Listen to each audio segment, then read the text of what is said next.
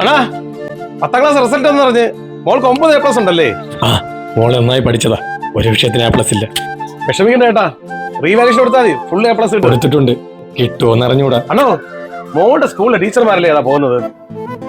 മോൾക്ക് അഭിനന്ദനം അറിയിക്കാതിരിക്കും ആ പോകുന്നത്. ഞാനേ ഒന്ന് വീട്ടിൽ പോയിട്ട് വരാം, നോക്കണേ. ചേട്ടാ, അവരിവിടെ വരൂല. ഫുൾ A+ കിട്ടിയവരെ വീട്ടിലേ പോകുമെന്ന് സ്കൂൾ ഗ്രൂപ്പിൽ മെസ്സേജ് ഉണ്ടായിരുന്നു. ആ മെസ്സേജ് വന്ന് നേരെ തൊട്ടിരിക്കുന്ന ഇരിപ്പാണത്. അവക്ക് നല്ല വിഷമം കാണും. കൂടെ ഉണ്ടായിരുന്ന 3 കുട്ടിയേക്കും ഫുൾ A+ കിട്ടിയതില്ലേ. ഞാൻ മോളെടുത്തിട്ടൊന്ന് പോട്ടെ.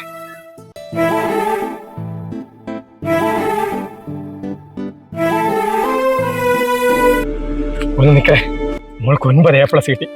ഒരേ A+ കിട്ടാതെ ഉള്ളൂ. ഒന്ന് വീട്ടിലേക്ക് വരണം, മോളെ ഒന്ന് കാണണം. ആഷ്നയുടെ അച്ഛനല്ലേ? അതെ ടീച്ചറെ, ആഷ്നയുടെ അച്ഛനാണ്. എല്ലാ വർഷം ഫുൾ A+ കിട്ടുന്ന കുട്ടികളുടെ വീട്ടിലെ അധ്യാപകർ സന്ദർശിക്കാറുള്ളൂ. അത് സ്കൂളിന്റെ തീരുമാനമാണ്. ടീച്ചറെ, ചിലപ്പോൾ 1 മാർക്കിന്റെ കുറവുണ്ടാവും എന്റെ മോൾക്ക് A+ കിട്ടാതായത്. മാഷെ, ഒന്ന് പറഞ്ഞ് മനസ്സിലാക്കി കൊടുക്കോ ആഷ്നയുടെ അച്ഛനോട്. ചേട്ടാ, 1-2 മാർക്കിന്റെ പ്രശ്നമല്ല.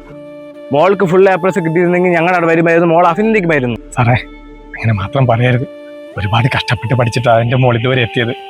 പിന്നെ ഒരു A+ വിട്ടുപോയത് എങ്ങനെയാണെന്ന് എനിക്ക് പറഞ്ഞൂടാ, എൻ്റെ കുട്ടിക്ക് പറഞ്ഞൂടാ. വിഷമിച്ചിട്ടൊന്നും കാര്യമില്ല, പഠിക്കേണ്ട സമയത്ത് പഠിക്കണമായിരുന്നു. ടീച്ചർ പറഞ്ഞത് എനിക്ക് മനസ്സിലാവും. ഒരു A+ കുറഞ്ഞു പോയതിൻ്റെ പേരിൽ തളർന്നിരിക്കുക എൻ്റെ മോള്. നിങ്ങൾ രണ്ടാളും ഒന്ന് വന്ന് അവളോടൊരു ആശ്വാസവാക്ക് പറഞ്ഞാൽ ചിലപ്പോൾ അവൾ ഓക്കെ ആവും. ഇത് ഒരച്ഛൻ്റെ അപേക്ഷയാണ്.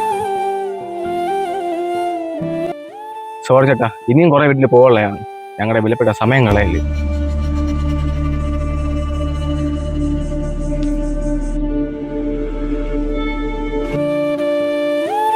ഒരു വിഷയത്തിന് A+ കുറഞ്ഞതുകൊണ്ട് മോക്ക് വിഷമമുണ്ടോ? എനിക്കൊരു വിഷയത്തിന് A+ കുറവുള്ളതുകൊണ്ട് പപ്പയ്ക്ക് വിഷമമുണ്ടോ? പപ്പയ്ക്ക് വിഷമില്ല അവളെ.